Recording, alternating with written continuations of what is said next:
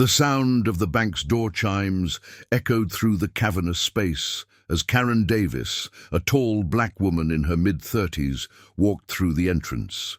She moved with purpose, her heels clicking on the marble floor. The air was cool inside, the buzz of conversations and the low murmur of transactions filling the space. But today, something felt different. She approached the teller, her smile polite, yet wary.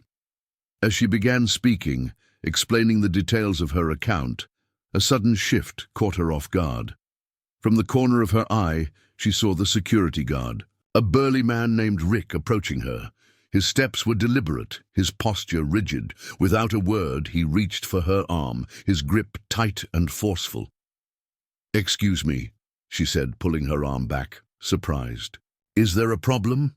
Rick's voice was low, almost growling. "You need to come with me now." He spoke with the authority of someone used to being obeyed without question. Karen blinked, her mind racing. "What's going on? I haven't done anything wrong." She took a step back, trying to assess the situation. There was a pause, the weight of the tension heavy between them. The bank's patrons began to notice, their eyes darting toward the scene. "Ma'am, you're disturbing the peace. I'm going to have to escort you out," Rick said, his tone cold. Karen's heart began to race, a flare of anger igniting in her chest. The unfairness of it all, it felt suffocating. She knew what this was about. She had known this moment was coming ever since she had set foot inside the bank. "I haven't done anything wrong," she repeated, her voice calm but firm. "This is ridiculous." As Rick reached out again, Karen didn't flinch. She stood her ground, her eyes narrowing, as she faced him. "Do you know who I am?" she asked quietly. The question hung in the air, charged with an undercurrent of unspoken authority. Rick stopped for a brief moment, his hand still in the air, unsure whether to touch her again. "I don't care who you are," he spat, his face hardening. "You need to leave now." The tension between them was unbearable, the stares of the other customers burning into her back. Karen's mind raced, trying to decide what to do. She could feel the weight of the moment pushing down on her chest, but in the silence that stretched, something shifted inside her. She straightened up, drawing herself to her full height, her voice dropping but firm. "You don't know who I am, do you?" Rick looked confused for a moment, his brow furrowing. "I know enough to get you out of here." Karen took a deep breath, standing still, her posture now solid, unyielding. "I'm Karen Davis, and I'm the granddaughter of the founder of this bank." She paused, the words landing with power. "I own this bank." There was a long, heavy silence.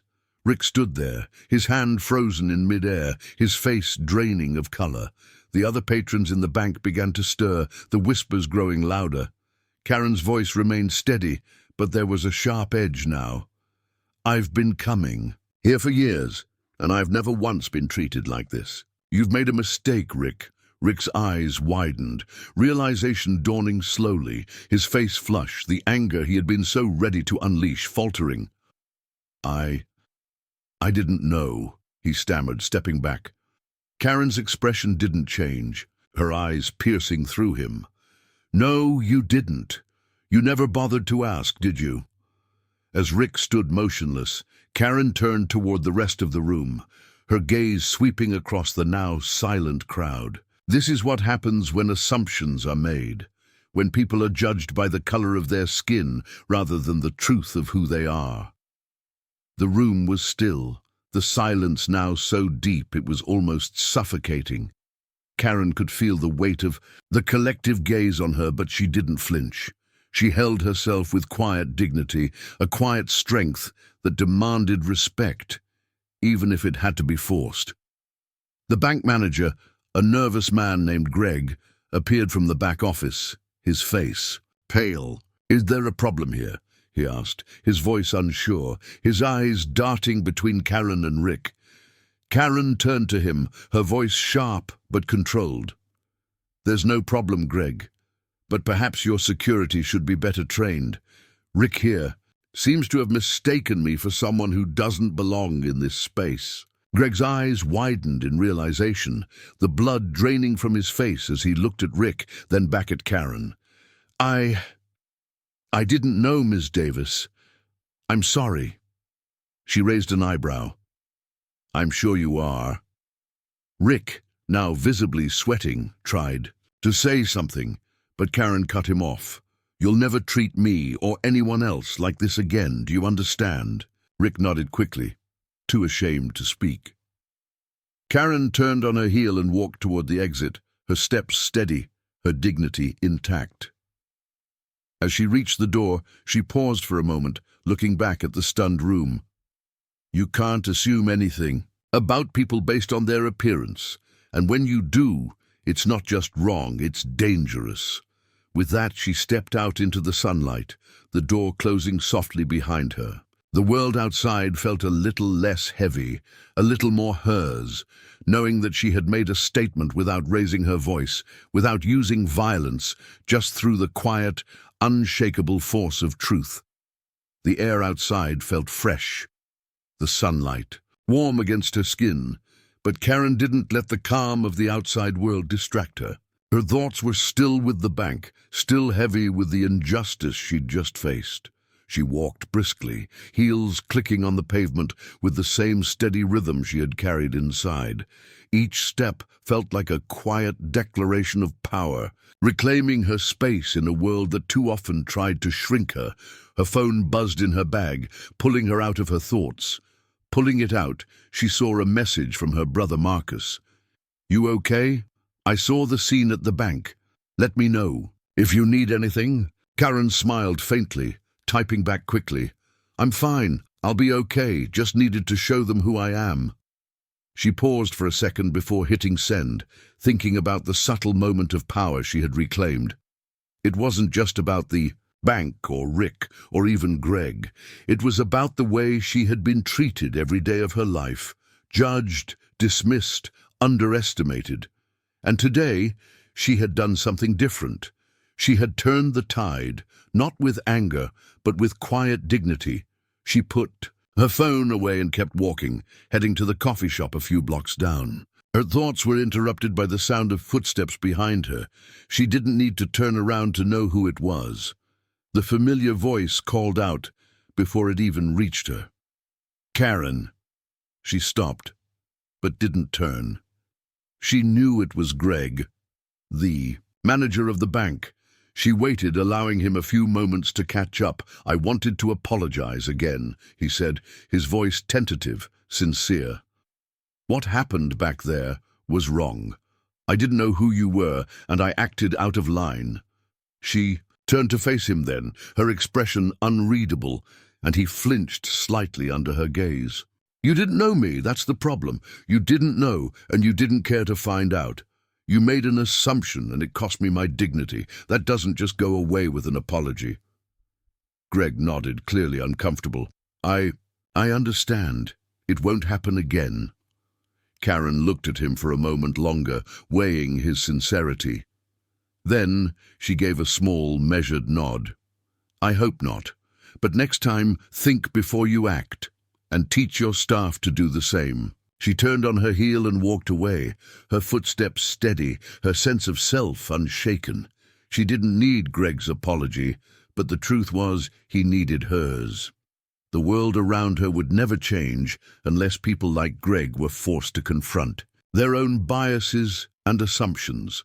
As Karen stepped into the coffee shop, she felt the weight of the world lift just a little. She didn't need anyone to validate her actions. She knew what she had done. She had spoken with strength and dignity, and her voice had been heard. Behind her she could feel the energy of the bank, the shift that had taken place. It was subtle, but it was there. She had disrupted a pattern, cracked open a moment of complacency, and forced everyone in that room to reckon with their assumptions. She hadn't done it with force. She hadn't done it with violence. She had done it by standing still, holding her ground and speaking the truth. As she sipped her coffee, the world outside felt different. Not entirely changed, but better somehow. She had stood firm, had faced an injustice, and in doing so had made the world a little less unfair. And that was enough. She wasn't done. She knew that. But for now, in this moment, she felt her resolve strengthen. One quiet step at a time, the world would shift. One moment of courage, one moment of truth would move the needle. And it started here with her today. The following day, the media buzz surrounding the incident at the bank grew louder. News outlets caught wind of the confrontation, and soon, Karen's name was being mentioned in headlines. Not for anything extraordinary, but for doing what many had failed to do, standing up and refusing to be invisible. Her phone buzzed constantly with messages, friends, family, even strangers who had seen the news and felt compelled to reach out. Most of them were supportive, praising her composure and courage. Some offered their apologies for the wrongs they hadn't even realized they were complicit in. But there was one message that stood out from the rest, a simple message from her grandfather, a man who had built his fortune from the ground up. I'm proud of you, Karen. Never let anyone make you small. Remember, the truth has power, and that power is yours to wield. Karen read the message over and over, her heart swelling. Her grandfather's words weren't just a reminder of her family's legacy. They were a grounding force, a steady anchor that connected her to something bigger than herself. She had always known who she was, but today it felt like she was starting to see the full extent of her own power. She had known the fight wasn't just about one moment at the bank.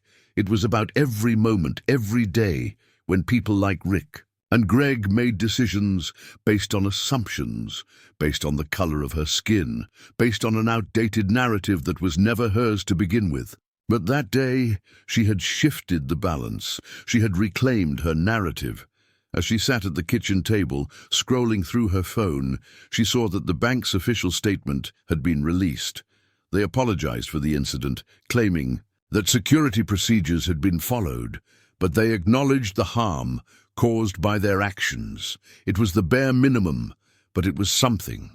The bank had at least been forced to take a stand, forced to own up to what had happened.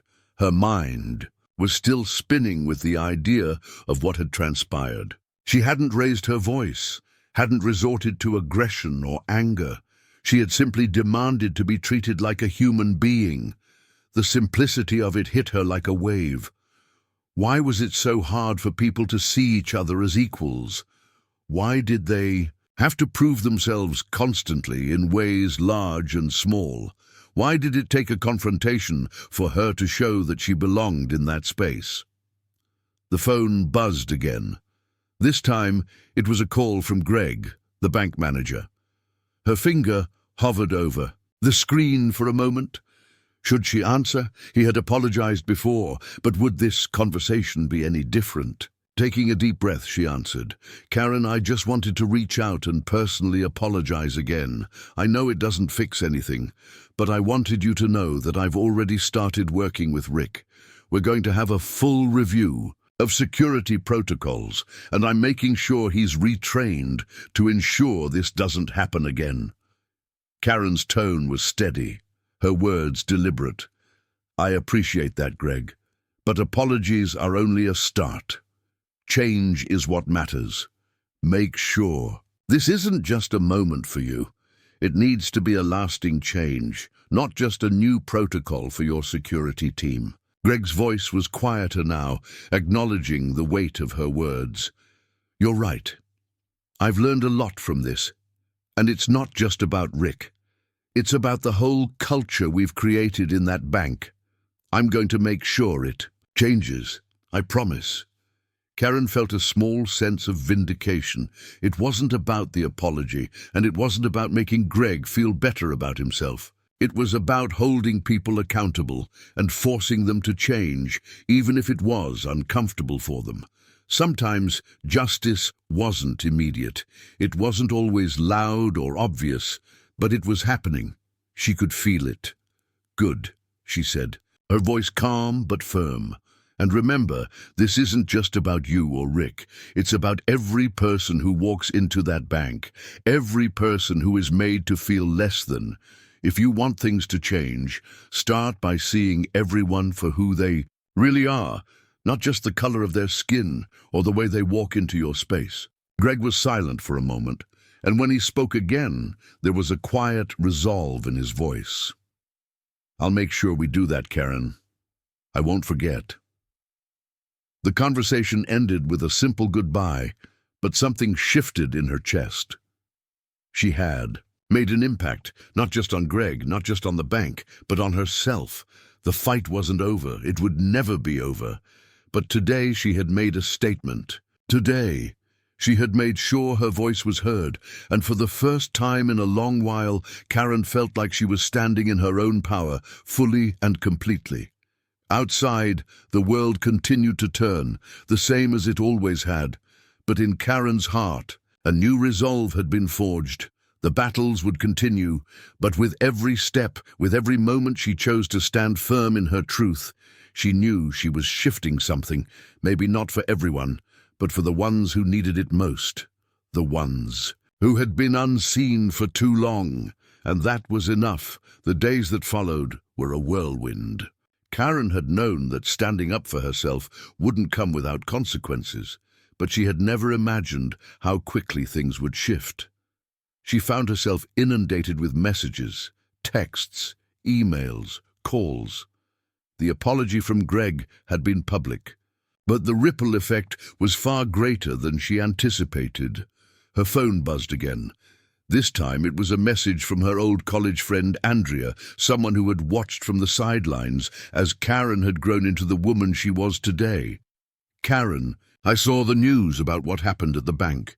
I just wanted to say, I'm proud of you. You didn't just stand up for yourself.